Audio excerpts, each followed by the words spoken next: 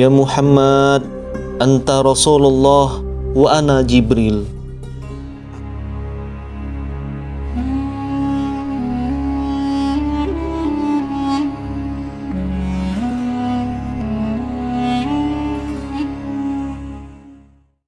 بسم الله الرحمن الرحيم اقرأ باسم ربك الذي خلق خلق الإنسان من علق اقرأ وربك الأكرم الذي علم بالقلم علم الإنسان ما لم يعلم.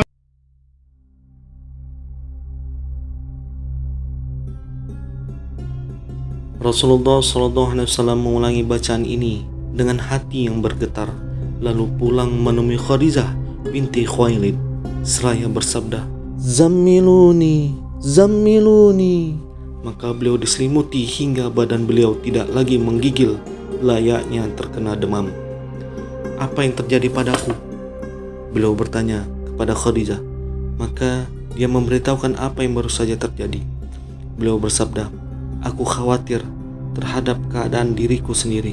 Khadijah berkata, "Tidak, demi Allah, Allah sama sekali tidak akan menghinakanmu, karena engkau suka menyambung tali persaudaraan, ikut membawakan beban orang lain, memberi makan orang miskin, menjamu tamu, dan menolong orang yang menegakkan kebenaran." Selanjutnya Khadijah membawa beliau pergi menemui Waraqah bin Naufal bin Asad bin Abdul Uzza, anak paman Khadijah. Waraqah adalah seorang Nasrani semasa jahiliyah. Dia menulis buku dalam bahasa Ibrani dan juga menulis Injil dalam bahasa Ibrani. Dia sudah tua dan buta. Khadijah berkata pada Waraqah, "Wahai sepupuku, dengarkanlah kisah dari saudaramu Rasulullah." Waraqah bertanya pada beliau, "Apa yang pernah engkau lihat, wahai saudaraku?" Rasulullah SAW mengabarkan apa saja yang telah dilihatnya. Akhirnya Waraqah berkata, "Ini adalah namus yang diturunkan Allah kepada Musa. Andaikan saja aku masih muda pada masa itu, andaikan saja aku masih hidup tatkala kaummu mengusirmu, benarkah mereka akan mengusirku?" Rasulullah bertanya, "Benar, tak seorang pun pernah membawa seperti yang engkau bawa, melainkan akan dimusuhi. Andaikan aku masih hidup pada masamu nanti, tentu aku akan membantumu secara sungguh-sungguh." Waraqah meninggal dunia pada saat-saat turun wahyu. At-Tabari dan Ibnu Hisham meriwayatkan yang intinya menjelaskan bahwa beliau pergi meninggalkan Gua Hira setelah mendapat wahyu, lalu menemui istri beliau dan pulang ke Mekah. Adapun riwayat At-Tabari menyebutkan sekilas tentang sebab keluarnya beliau dari Gua Hira. Inilah riwayatnya. Rasulullah SAW bersabda, "Tidak ada makhluk Allah yang paling kubenci selain dari penyair atau orang yang tidak waras. Aku tidak kuat untuk memandang keduanya." Beliau juga bersabda, "Yang paling ingin kujauhi adalah penyair atau orang yang tidak waras, sebab orang-orang Quraisy senantiasa berbicara tentang diriku dengan syair itu. Rasanya ingin aku mendaki gunung yang tinggi, lalu menerjunkan diri dari sana agar aku mati saja, sehingga aku bisa istirahat dengan tenang."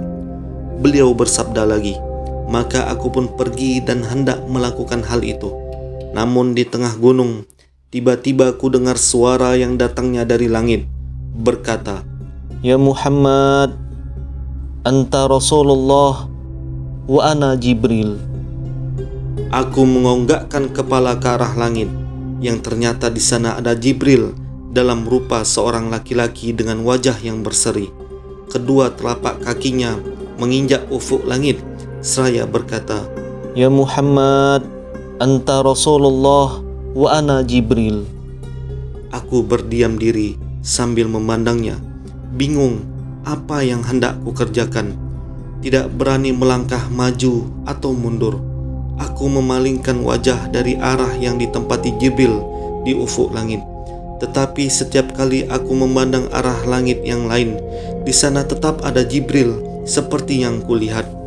Aku tetap diam, tak selangkah kaki pun maju ke depan atau surut ke belakang, hingga akhirnya Khadijah mengirim beberapa orang untuk mencariku. Bahkan mereka sampai ke Mekah dan kembali lagi menemui Khadijah tanpa hasil. Padahal aku tetap berdiri seperti semula di tempatku berdiri. Kemudian Jibril pergi dariku dan aku pun pulang kembali menemui keluargaku.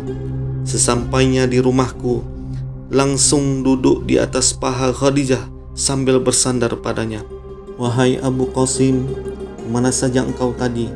Demi Allah, aku telah mengirim beberapa orang untuk mencarimu hingga mereka sampai ke Mekah, namun kembali lagi tanpa hasil, kata Khadijah. Kemudian aku memberitahukan apa yang telah aku lihat. Dia berkata, bergembiralah wahai anak pamanku, dan teguhkanlah hatimu. Demi diri Khadijah yang ada di tangannya, aku benar-benar sangat berharap engkau menjadi nabi umat ini. Setelah itu Khadijah beranjak pergi untuk menemui Waraqah dan mengabarkan kepadanya. Waraqah berkata, Maha suci demi diri Waraqah yang ada di tangannya. Namus yang besar yang pernah datang kepada Musa kini telah datang kepadanya. Dia adalah benar-benar nabi umat ini. Katakanlah kepadanya agar dia berteguh hati. Khadijah pulang lalu mengabarkan apa yang dikabarkan Waraqah kepadanya. Tatkala Rasulullah SAW meninggalkan istrinya dan pergi ke Mekah, beliau bertemu Waraqah. Setelah mendengar penuturan langsung dari beliau, Waraqah berkata, demi diriku yang ada di tangannya, engkau adalah benar-benar nabi umat ini. Nama yang besar telah datang kepadamu, seperti yang pernah datang kepada Musa. Wahyu terputus. Tentang jangka waktu terputusnya wahyu, Ibnu Sa'ad meriwayatkan dari Ibnu Abbas yang intinya menjelaskan bahwa jangka waktunya adalah beberapa hari. Inilah pendapat kuat dan bahkan yang bisa dipastikan. Setelah mengadakan penyelidikan dari segala sisi, pendapat yang banyak menyebar bahwa masa terputusnya wahyu itu berlangsung selama 3 tahun atau 2,5 tahun merupakan pendapat yang tidak benar. Namun bukan di sini tempatnya untuk menyanggah pendapat ini secara rinci. Pada masa-masa terputusnya wahyu itu, Rasulullah SAW hanya diam dalam keadaan termenung sedih. Rasa kaget dan bingung melingkupi diri beliau. Al-Bukhari meriwayatkan di dalam kitab Ta'bir yang isinya tentang berikut. Wahyu terputus selang beberapa waktu hingga Nabi SAW dirundung kedukaan seperti halnya diri kita yang sedang berduka. Beberapa kali beliau sudah mencapai puncak gunung agar mati saja di sana.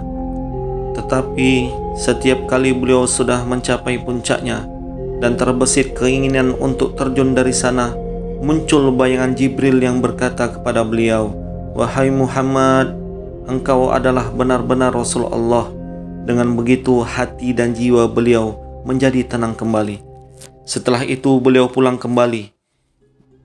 Jika kevakuman wahyu itu berselang lagi, maka beliau melakukan hal yang sama. Namun selagi sudah tiba di puncak gunung, tiba-tiba muncul bayangan Jibril dan mengatakan hal yang sama. Alhamdulillah, sahabat Lentera Kisah, semoga sebahagian kisah ini menambahkan rasa cinta, rasa rindu kita kepada baginda Rasulullah Muhammad SAW. Dukung channel kami terus, sahabat Lentera Kisah, dengan subscribe, like, share, dan komen. Semoga Allah SWT memudahkan sahabat Lentera Kisah untuk haji dan umroh serta mendapatkan syafaat Rasulullah Muhammad SAW. Amin ya rabbal alamin.